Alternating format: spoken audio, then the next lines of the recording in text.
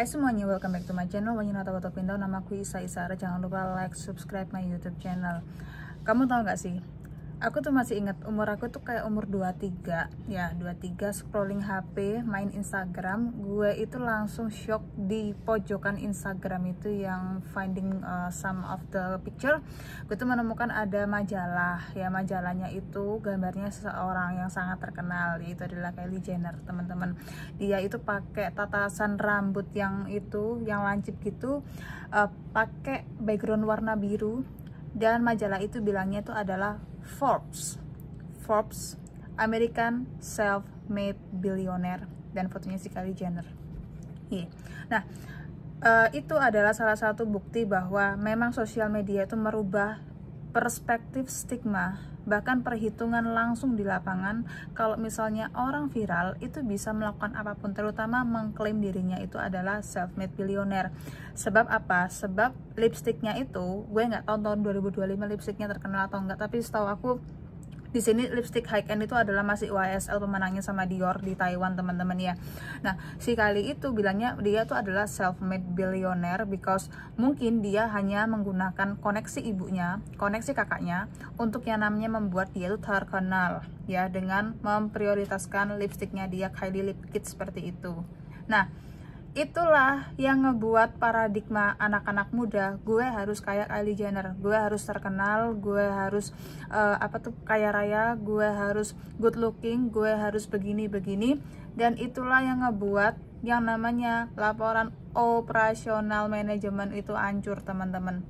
Ya, ketika yang namanya marketing self-made billionaire itu happening, gue tuh mikir ya guys ya, kita jadi bilioner ya, misalnya kita kayak live TikTok deh gitu, dapat triliunan gitu ya, gue yakin banget pasti ada tim di belakangnya, teman-teman ya. Aku yakin banget yang namanya pasti ada kerja keras, bahkan kadang-kadang juga ada waktu bertahun-tahun untuk membentuk seorang tuh jadi terkenal ya guys ya. Gue sangat percaya itu, teman-teman ya. Aku nggak menyalahkan kalau keluarganya Kim Kardashian dan Jenner itu sangat terkenal, karena mulai tahun 2005 loh, 20 tahun yang lalu loh, mereka itu sudah yang namanya ngebuat tangga di mana mereka tuh bisa yang namanya jadi artis papan atas gitu ya guys ya. Atau background ibunya, background mantan suami ibunya yang pengacara terkenal O.J. Simpson itu udah ngebuat namanya besar di dunia sosialita Amerika, teman-teman. Kemudian level up jadi dunia Beverly Hills, and then top one Beverly Hills seperti itu. Dan ya, that's it ya, pasti di belakangnya ada banyak rencana, teman-teman. Tapi kalian harus tahu ya, sosial media itu menghancurkan yang namanya SOP itu ya.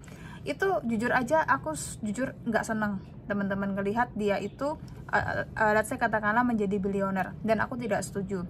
Di marketing, teman-teman ya, di marketing itu bagus, tapi kalau di dunia reality, that's really make Gen Z suffers a lot, teman-teman ya. Itu sama kayak apa sih kak? Sama dengan banyak influencer saat ini itu ya, kalau nggak negatif nggak rame. Emang bener, gue kalau nggak huru hara, kemarin ya aku sedikit huru hara dengan banyak orang ya, tapi itulah yang ngebuat TikTok aku itu naik pesat, teman-teman, yang ngebuat Instagram aku juga naik meskipun nggak banyak, cuman 4.000 follower kayak gitu ya. Tapi itulah yang ngebuat fokus gue di sosial media itu harus ngapain gitu ya. Nah, kita akan ngomongin yang namanya di influencer, atau zaman yang saat ini gue rasakan adalah orang-orang sudah nggak percaya sama influencer lagi.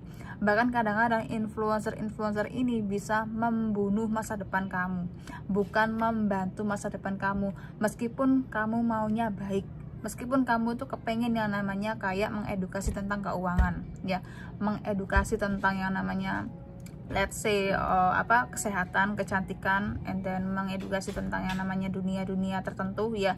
Tapi at least ya, hari ini kita memasuki zaman era di influencer. Jadi tonton video aku dan kan udah sepin. Nah, lanjut ya guys ya. Kemarin tuh aku tuh sedikit agak terbelowok dengan kejadian seorang konten creator yang namanya si Willy Salim, sama satunya lagi Bobon Santoso, itu bikin sebuah konten di sebuah daerah ya. Nah, daerah itu mereka masak, niche mereka itu adalah masak besar dan juga flexing gitu ya. Flexingnya ini untuk marketing guys ya. Nah, ketika mereka masak dan nggak tahu mereka kemana ninggal gitu ya guys ya, dengan kerumunan massa sebanyak itu ya, tiba-tiba aja masakan rendang di panci gede itu tuh hilang ya. Dan ada kata-kata nggak tahu dari si Bobon atau si ini Willy ya, ini orang-orangnya mencuri semua nih gitu ya guys ya. Nah itu questionable banget kalau itu kejadian, apakah settingan atau enggak ya. Kok mimik mukanya biasa aja ya, kok begini gitu ya guys ya.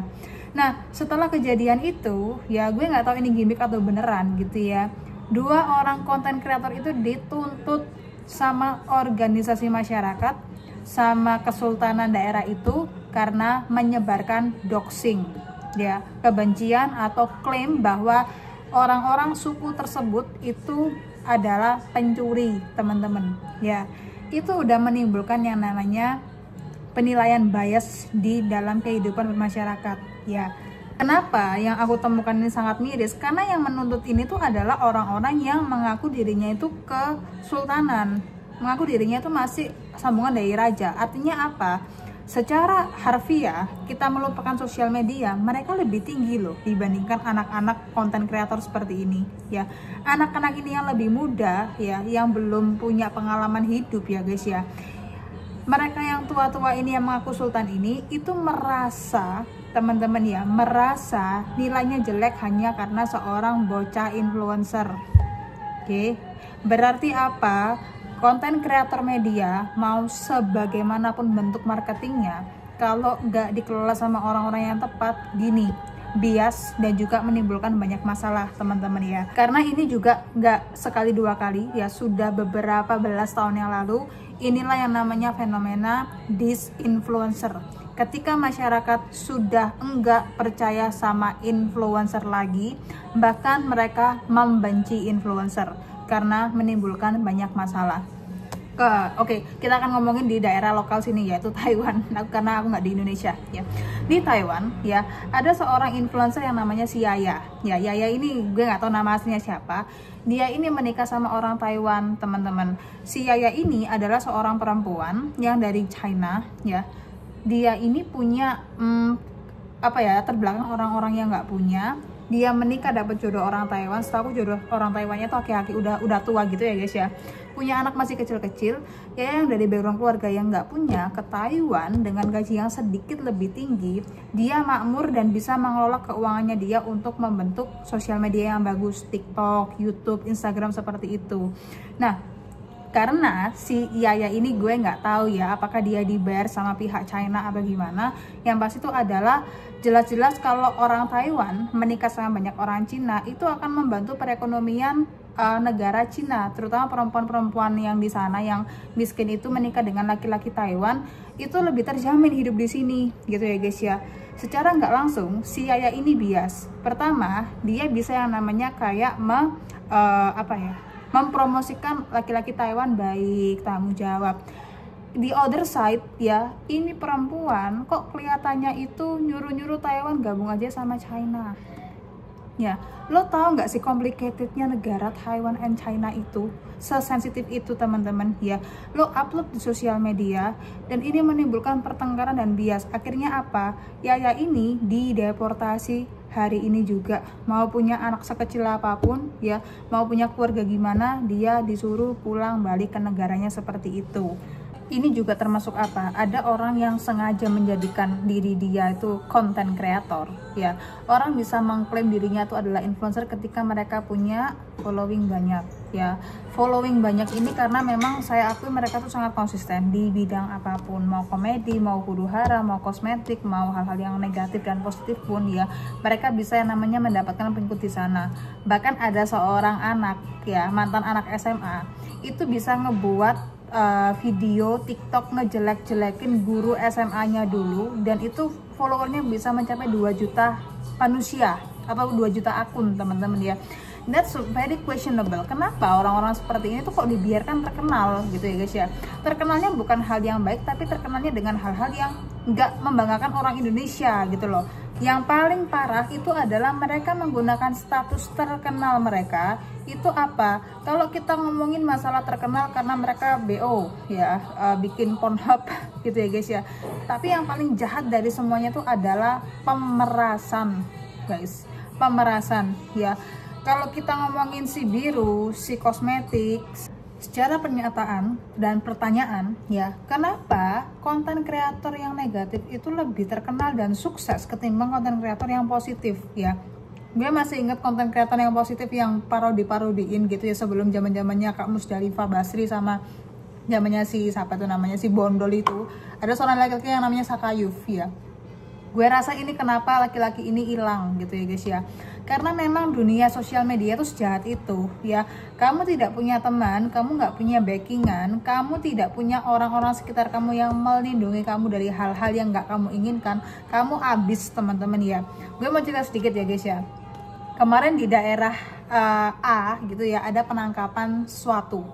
Gue diserang ya, ibu aku pun didatangi masa, anak lo tuh begini ya. Ternyata itu adalah kesalahpahaman persepsi, dan sosial media negatif itu menyerang orang-orang yang selalu persepsinya itu negatif. That's it. Persepsi negatif terlalu banyak, orang akan lebih banyak melihat atau suka hal-hal yang negatif ya, nggak suka hal-hal yang positif teman-teman. Dan itu adalah penyakit negara, penyakit SDM seperti itu. Nah, kamu pengen tahu kenapa orang-orang itu suka dengan berita negatif? Sebab majority masyarakat kita itu adalah orang-orang yang suka mencari apa? Validasi. Teman-teman, orang-orang mencari validasi berarti apa? Tidak punya tujuan hidup. Nggak punya tujuan hidup, misalnya di kamar ngapain ya? Ya udah lihat TV aja berjam-jam, ya udah TikTokan aja berjam-jam gitu loh. Jadi rasa kemampuan terbesar mereka tuh, mereka nggak akan fokus ke situ. Mereka tuh akan lihat keluar, mereka akan ngerasa terpenuhi kalau gue lihat berbagai macam kejadian-kejadian maupun positif negatif terjadi ya guys ya. Mereka tuh akan cukup dengan hal seperti itu, tapi nggak melihat dompet dia itu ada duit berapa. Itu terjadi sama masyarakat kita yang udah bermental miskin ya. Gini, kaya atau enggaknya itu adalah personal teman-teman. Kamu meskipun pintar bekerja, tapi kamu merasa ya udah gue mungkin punya uang 10 miliar cukup deh, nggak usah yang namanya banyak-banyak 1 triliun 5 triliun, nggak usah gitu ya guys ya. Itu urusan mereka. Tapi kalau ada orang, mereka bisa confident hidup ya dengan duit menipis bahkan minus di rekening mereka, sedangkan mereka tuh suka huru-hara, suka yang namanya kayak membuat masalah-masalah yang nggak jelas seperti itu. Mereka terfulfill, mereka tuh kayak cukup ngelihat ya udah deh gue nongkrong aja di cafe A, yang penting hidup gue tuh nggak tidur melulu di dalam kamar. Stop doing that teman-teman ya, karena itulah yang namanya masyarakat yang akan disetir sama pemerintahan yang toksik seperti itu. Pemerintahan toksik butuh yang namanya orang-orang yang mengalami status quo teman-teman ya. Status quo, orang-orang bingung, nggak peduli kamu pendidikannya setinggi apa, itulah dimana orang-orang yang negatif bisa membuat kekacauan tertentu. Jadi fenomena disinfluencer ini apakah baik Kak? Ada baik dan buruk teman-teman ya. Baiknya itu adalah ketika masyarakat sadar kalau ternyata apa yang gue ikutin saat ini tuh nggak ada efek sama saya ya. Saya terinfluence dengan motivator, katakanlah ya, motivator yang pernah saya temui, tapi beberapa tahun dia preaching, dia begini begitu, pakai beberapa hal, dan orang-orang di belakang dia yang peneliti, yang setiap semester punya esai dan jurnal seperti itu, pada kenyataannya nggak bisa membuat gue itu sukses di bidang gue teman-teman ya. Gue terlalu fokus dengan oh gue harus lebih baik dibandingkan teman-teman gue, oh gue harus begini-begini. Nggak ada kepercayaan diri kalau aku itu memang bisa untuk mengembangkan sesuatu tuh nggak ada di situ teman-teman. Jadi bagaimana kita bisa yang namanya ngedidik ya anak-anak kita supaya enggak ada status quo dalam kehidupan mereka. Status quo itu bisa dibilang mending kalian libur aja deh, liburan ke luar negeri, senang-senang, habisin duit gitu, itu udah status quo yang paling bagus ya. Nah, kalau kalian ngerasa anak kalian ini stuck dalam pekerjaan, stuck dalam kuliah itu hampir sama kayak relationship teman-teman. Kalian ketika merasa salah jurusan, masih belajar terus 4 tahun atau 4 tahun 5 tahun seperti itu, kemudian kalian ngerasa ya udah gue nggak bisa di ini, nggak cocok, gue cari pekerjaan lain atau cari jurusan lain, itu yang ngebuat orang kehilangan arah. Ya, kamu akan bingung seperti kamu itu udah 5 tahun pacaran, tiba-tiba lo tuh minta putus tengah jalan aja karena kita udah nggak level, nggak cocok. Lo akan nggak punya gambaran seperti apa pasangan ideal yang kalian akan bangun di masa depan tuh. Kalian nggak punya harapan seperti itu teman-teman, sama seperti itu ya. Jadi hal yang bisa untuk menghancurkan status quo yang toksik, yang negatif, tentu aja adalah kalian harus percaya dengan pekerjaan yang kalian buat. Percaya kalian tuh memang bagus di bidang ini, percaya kalau kalian tuh emang kaya, percaya kalau dari awal kita tuh udah emang menarik orang-orang yang positif. Itulah hal-hal positif yang harus kalian lihat, bukan melihat hal positif seorang yang sukses, mari kita contoh, ternyata banyak hal yang nggak cocok, nggak kayak gitu, kecewa teman-teman.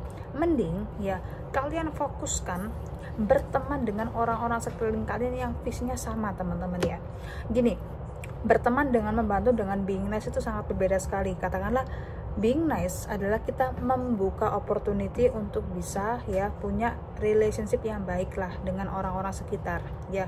Helping itu adalah ketika kita itu punya keahlian, kita mencurahkan ya sebagian besar skill terhadap orang tersebut, kemudian dia punya timbal balik yang bagus, kita menolong. Nah, kita hanya punya relationship ketika kita menolong itu teman-teman ya. Seketika nanti berteman atau enggaknya kita lihat nanti. Tapi kalau berteman ya, kita memang dari awal itu punya rasa ini ya, kayak rasa ketidakwajaran yang sama, ada yang harus dirubah nih, ada yang harus begini. Itu namanya berteman. Dan gue yakin pertemanan yang sehat pasti kalian akan sama-sama sukses.